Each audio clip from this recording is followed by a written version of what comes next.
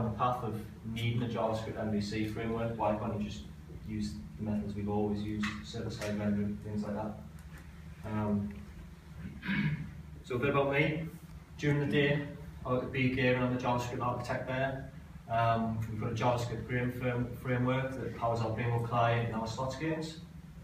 We've also got a Node.js slots engine and a chat server, and we're implementing a Node.js API facade with pagination. In the evenings, I'm a core contributor at Marionette. It basically involves triaging issues, reviewing pull requests, coming up with new features, fixing bugs. We do a weekly meetup on Google Hangouts just to discuss the future of Marionette, what we want to see in the framework, what the community wants to see, and actually see what's feasible for us to do. So, how do we go down this awesome yellow brick road to the JavaScript MVC land? You can see there we've got a few of the different frameworks at the top. There's not enough room on the slide for all of the JavaScript frameworks available, so I've picked the four most popular. So you always start with server-side rendering, PHP, ASP.NET, markups generated, all your data is input back to server-side and it gets sent down in markup. Start adding some JavaScript, then go on to jQuery. Right, now you've reached MVC time. So yeah, initially rendering server-side, got no animation, you style with CSS, it's all quite boring. Sometimes your page load can take a bit longer to come back from the server because you're processing all that data server-side. If you want to make it a bit more sexy, something missing, yep, JavaScript. Coming out JavaScript, we can create some dynamic content, create animations, make it async load. So after the initial page load, we can call back the server, get some more content, and render that into a particular container on the screen. What that gives is a better perception of the user that it's loading quicker. You can show loading spinners and things like that, just to make the user feel as though they're seeing some output quicker than everything just coming from the server straight away. So that's an example.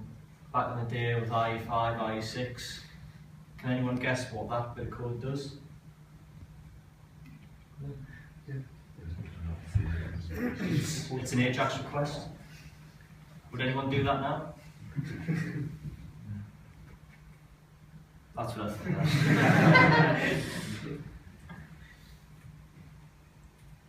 So jQuery makes it that. I think that's a lot better personally. So in my opinion, jQuery saved JavaScript for front-end development, not just because it makes code cleaner, but it actually made browser vendors realise that things should be a lot easier. So I think someone mentioned before that jQuery probably don't need as much now. You're right, because the browsers support a lot more things that jQuery used to give us. You can probably get away with not using it. And if you want to go back to IE6, then you probably do use it. But does anyone still support IE6 here?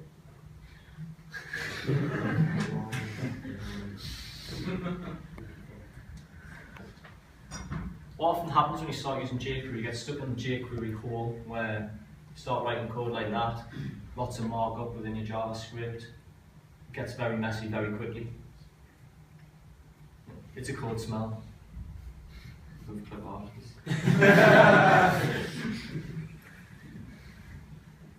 Then you come to start adding data. So what you do is you start adding data values onto your markup. You need to get it out. So you can see that Ajax request there, pulling some data from the play button element. So again, now you're mixing data into your templates. Nobody wants that. Don't worry. It's MVC time.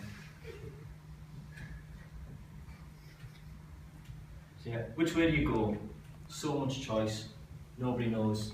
3 great frameworks there: Ember, Angular, React. Is anyone using any of those 3? Angular, React, Ember. But this one's the best. I'm slightly biased. I'll go over my reasons why. All frameworks have a perfect use case. A lot of the time it just comes down to personal preference. Is anyone using Backbone and Marionette?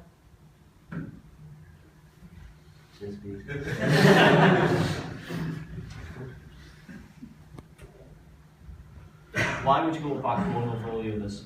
Right. What Backbone gives you is, for me, I see Angular Ember is more of a framework. Backbone gives you a library to create your own framework. It's a bit more flexible, unopinionated, kind of. You've still got dependencies like jQuery, underscore.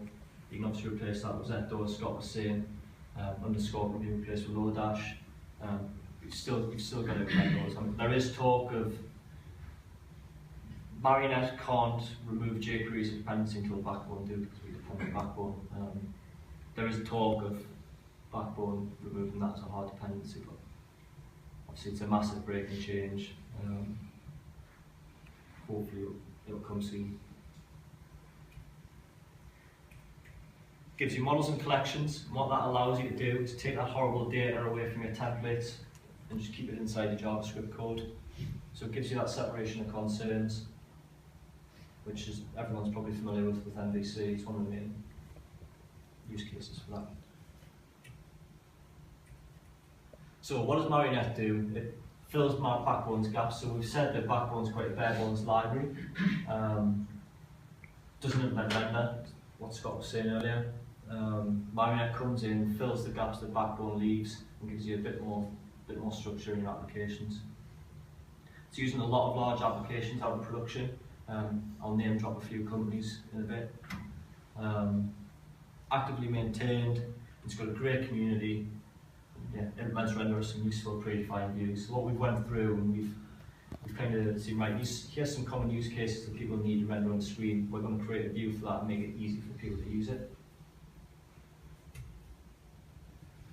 So I mentioned it fills gaps. So this graph here shows what I think Backbone gives you and what Marionette adds on top. So you can see Backbone gives you a lot of data structure. So you've got your models, your collection. Then it gives you a bit of application architecture. It gives you Backbone.events, so it allows you to do the trigger stuff that Scott was showing you. Gives you a router. Presentation layer, all you get is Backbone view. It doesn't implement render, it does not very much basically. Marionette comes in. We don't give you any data because Backbone's already got that covered. We add a bit of architecture on top. We've got like the trigger method stuff where you've got the on, show, on view blog. So that comes with Marionette trigger method. Adds a bit of architecture on there. We give you an improved router. We give you an application. We give you modules to break up your code into smaller components. In the presentation layers where Marionette gets really juicy. So a lot of different type of views. You've got regions, item views, collection view, layout view, and a composite view. I'll go into those in a bit more detail in a bit. So I mentioned I was going to name drop some companies. So there's some companies that currently use Marionette in production. I'll probably say Etsy is one of the biggest. They've just floated in the American stock market. Etsy's seller tools built Marionette. Discuss. If you've ever commented on blogs, the chances are you probably use Discuss. Any SEO? Anyone interested in SEO? Yeah. Someone. SEO Moz. Big in the SEO world. I've looked at it a lot. Yeah, be caring. That's where I'm from. Who maintains? So it's split into two parts. We've got the core team. So in general, a lot of people would associate maintenance of the project with the core team, but actually it's probably more the community. We encourage the community to get involved heavily. I mean, 10 people currently core maintainers. There's a lot of work for 10 people there. There's never 10 of us working on it actively all the time. Sometimes life or the wife get in the way of you doing work for free in your spare time. But there's generally a good enough group, so say 5 of us, I think, at any one time, all working on it. We actively encourage people from the community to come forward, give us your ideas, put some pull requests in, get your name on that contributors chart. JS. Scott went over the community aspect of it.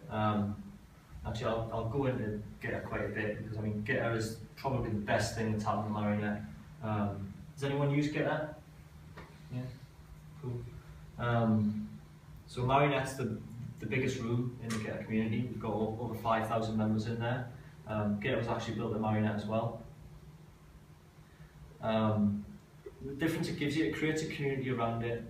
IRC, you tend to find people come in, they leave straight away as soon as they've had their question answered. Gitter, people stay in, they contribute, they talk, they help other people out.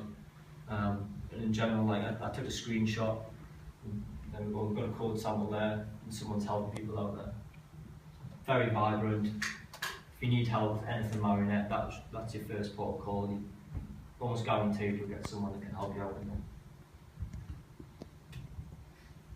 Right, let's go deeper Marionette.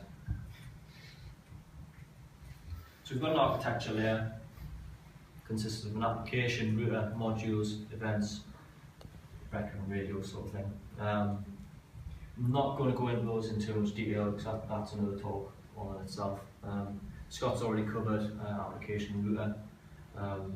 Modules, when you start using bigger applications, you're going to want to break that up into separate components just to make things a bit more manageable. That's what modules are going to give you. Events is pushing events through different modules. So if you want modules to communicate with each other, you'd use an event model, which will get a record. Record's going to be replaced with radio, but I'll go into that. Okay, yeah. I mean, documentation for the record and radio are both available on GitHub. Anyone's compelled to go and have a look. Yeah, we've also got a base object. Basically handles cleanup of listeners, so you can register an object. I think Scott used an object for his controller, so you can register listeners on that. You can destroy it, which will clean up all your events. There's a lot of garbage collection for you, which we all know JavaScript's a bit of a pain for. Our view layer, so yeah, as I said before, we've got different types of views, so let's get into them. As Scott was saying, we've got events baked into the views. Allows you to listen to view events, show nested views, and manipulate during the view life cycle. The basic example, so what I've got there is on render, on show, on destroy, on swap out, on swap. So these are all events that are built into Marionette. So if you show a view into a region, on show will be called. If you put the view into a region that already has a view, you will get on show and on swap. If you show another view on top of this view, you will get on swap out. What this allows you to do is, if you get on swap out, you might want to fade it out rather than it just disappearing. On swap, you might want to fade it in rather than just magically appearing there. It gives you a bit of animation, some hooks there for you to do that. On render, so after you've rendered some data's changed, you might want to perform some actions, add classes or something like that. And the events hash, which Scott went over as well, and a basic template. I mean, normally a template would probably be in a separate file. I didn't have enough room on the slide to show some. So item view. This is the first view that gives you a bit of extra functionality. Generally, what it's used for, rendering a model straight away. Get some nice little useful tools, so you can listen to model events. So in Backbone, if you call set on a model property, it will fire a change event. So you can listen for the model changing and tell the view to render. So that code there is all you need to do to make your template auto-update whenever something changes in your data. So yeah, got a model, passing in the item view, and I'm rendering it, and the output is that. Henry Ford. I was going to clap, but next view is a collection view. So yeah, kind of explains itself. You want to render a collection on the screen, first thing you go to, collection view.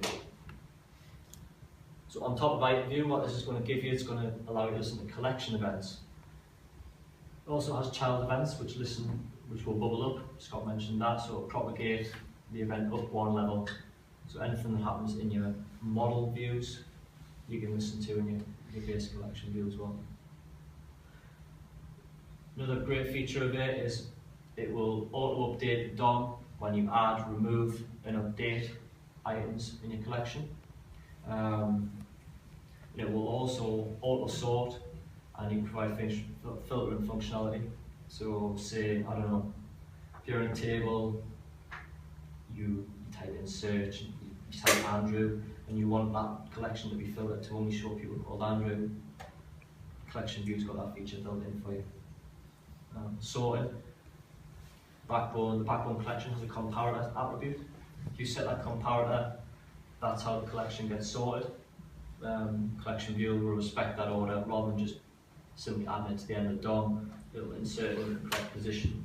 And also, if you change the comparator, so say you click the header of the table and reverse the order, collection view will reorder it in a clever way, so it won't just remove everything from the DOM. It will reorder all the elements that exist there. It gives you a nice performance boost. Pagination. That's an example of something you could create with filtering.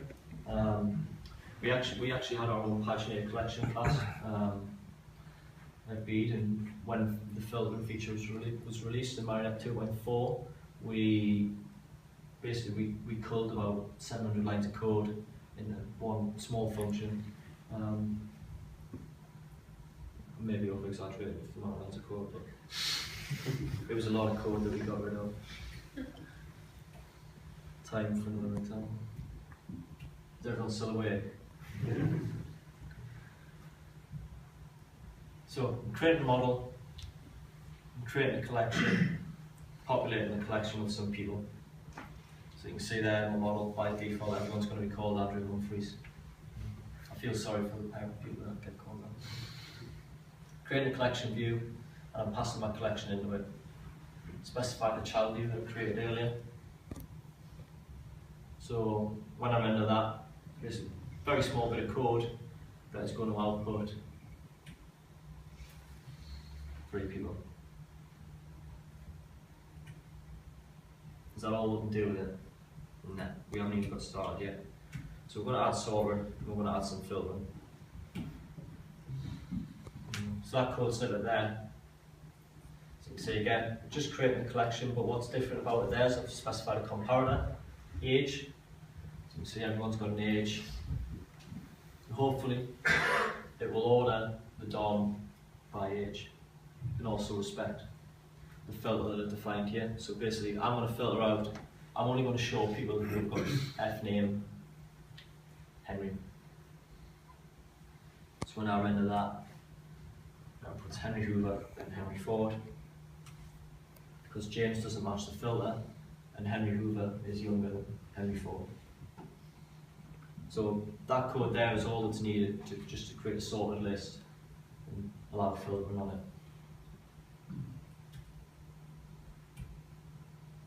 Composite view. So what this allows you to do is it renders a collection inside a template. At the moment, the collection view behaves like an item view basically. It's a list of item views all within a div tag. What composite view allows you to do is be a bit smarter about it. It allows you to render a template, and it says I want to render my collection into this element within the template. This is ideal for rendering tables. So you have a T head, you have a T body in the template. You say, right, the collection goes in T body.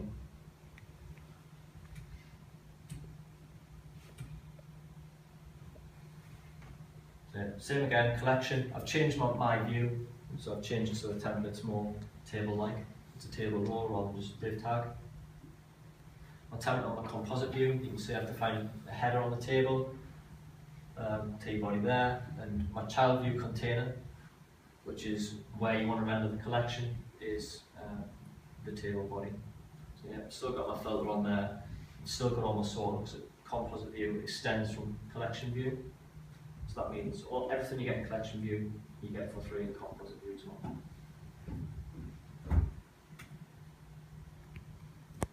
That's the markup that it generates, so you get tabular data output. Layout view. So layout view, I like to call the daddy of all views. Does anybody remember Big Daddy? I don't, but my dad did. So I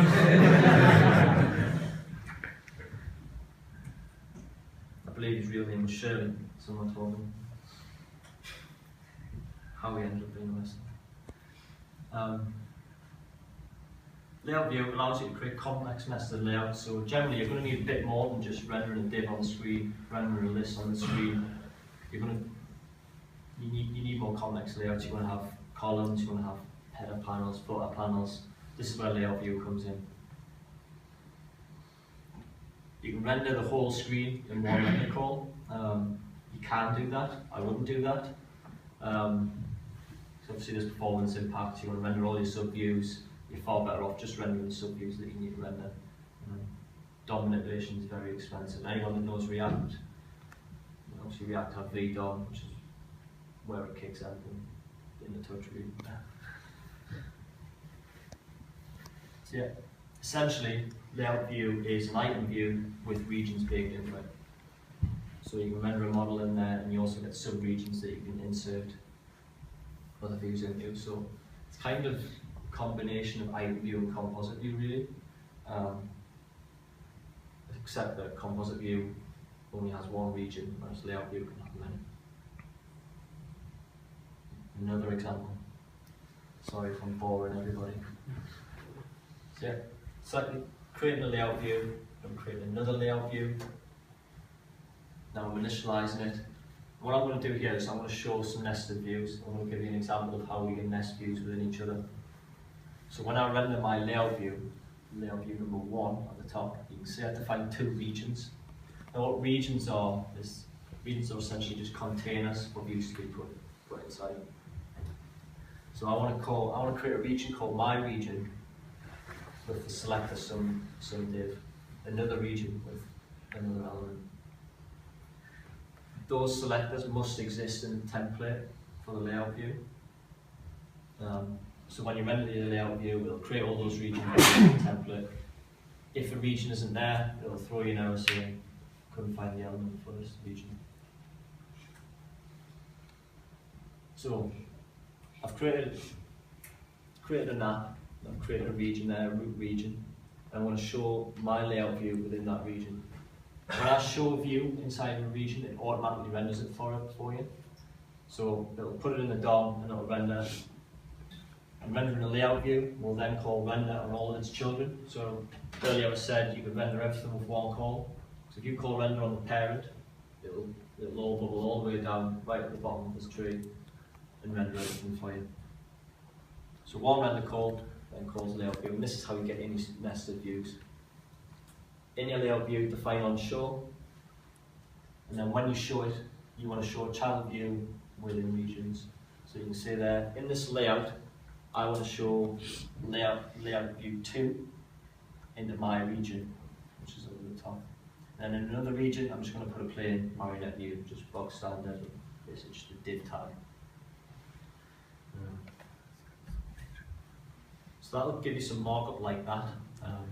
So I'll put some comments in just to illustrate where all the views go. So some regions, the app root region that I defined. And then we've got the markup for the main layout view. So you can see I've got some div, and then I've got another element. They're my 2 regions that I created in the first layout. And then I put layout view 2 into some div. So then you can see the markup for layout view 2 inside there. And we've got the regions defined in that one. And then we've got my plain old Marionette view inside another element. So what you can see there is you could nest more layout views within those regions, within layout view 2, and you can keep going forever, so you can infinitely nest it. That's why I prefer to call it the big daddy of all views, because I mean, you can use it as an item view, but it's got regions there for free.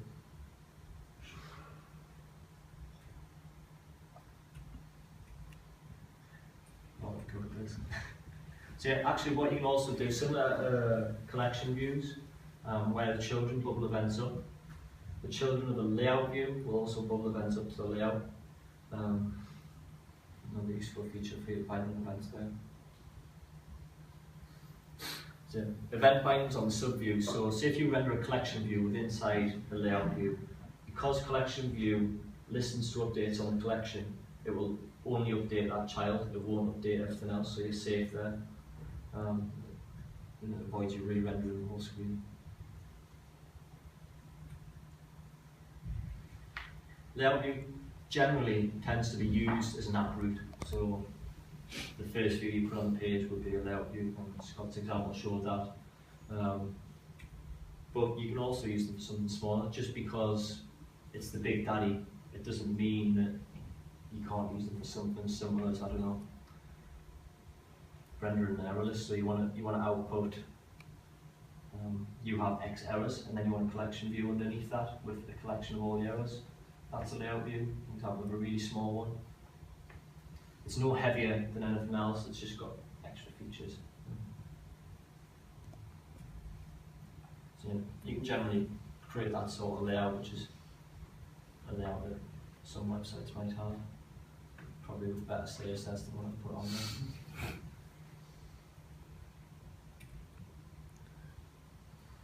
So, what does the future for Marionette hold? It's undergone quite a few changes. Last year we released 2.0, where quite a lot of breaking changes went in there. Luckily, there was no uproar in the community. Some of the frameworks, when you go to 2.0, you might struggle. All those laughing, I know what framework they're using. What we do is we've got a Marionette upgrade tool. If you run that on your source code, it will look at what breaking changes we've made and it will change the source code file. I was on, when we first did our bingo client, we were on 1.8. We released 2.0 and I thought, like, I'm going to be the guinea pig, I'm going to try this. It was a massive risk, because my boss would have killed me if it had broke at all. It didn't.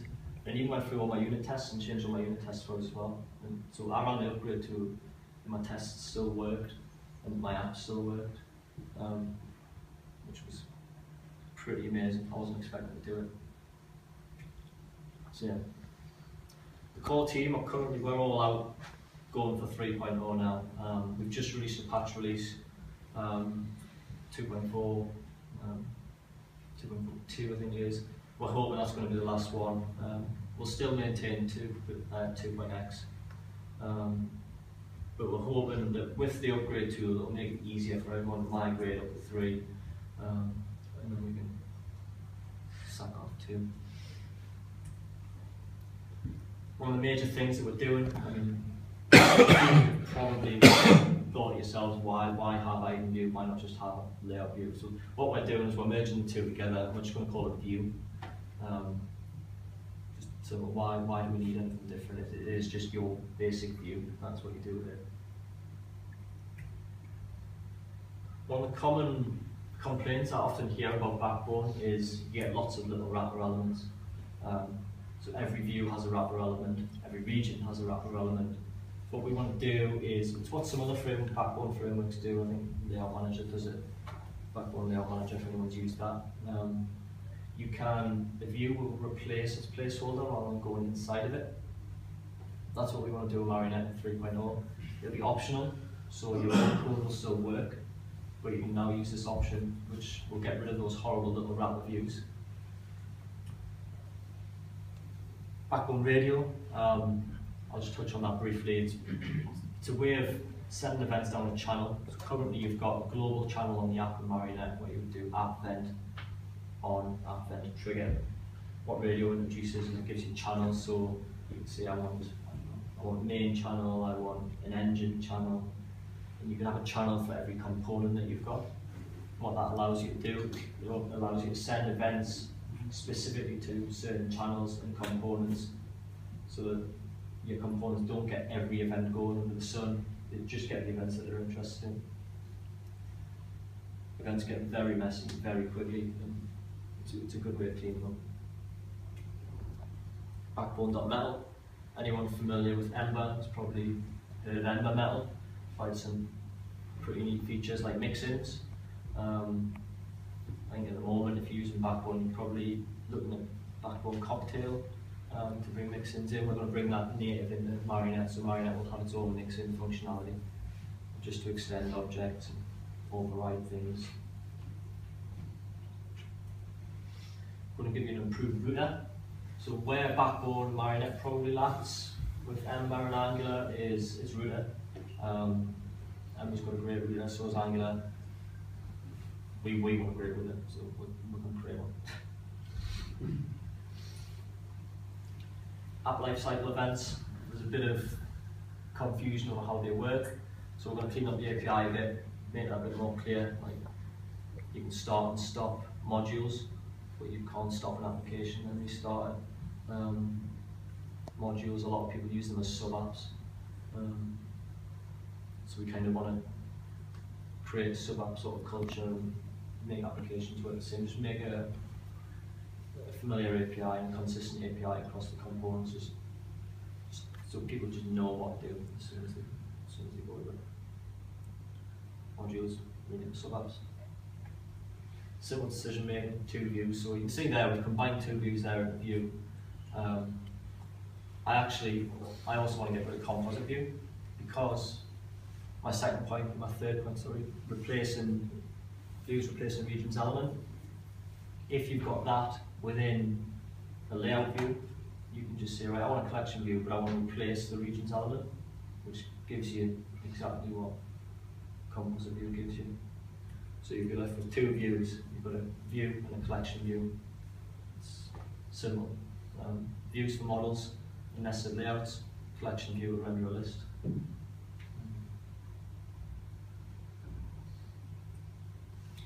Does anybody have any questions? I was just wondering if it's possible at the moment, or if it's on the roadmap, to use Marionette in a nice morphic way. So from an SEO standpoint, single page apps generally tend to be able. Yeah, I was wondering if you can, or if it's possible. Not at the moment. There is an open issue about it. We were in talks with some other library. Can you link it? Yeah. You are on Git. I'm not on Marionette. Oh, Probably will be after this though. I'm here Humphreys 87, so if you ping me on there, remind me, and I'll get you a link to the issue so you can follow it and see where that's going. Awesome. But it's definitely something we want to do, because a lot of people have that use case. Why do you spell MVC as MV star? Because it doesn't really have a controller. Controllers are just an object. It doesn't integrate with the router. You can make it integrate with the router, so we call it MV star because it's just there is no controller part of it, and you get MVVM and different variants of it. Anything else? Cool. Cheers.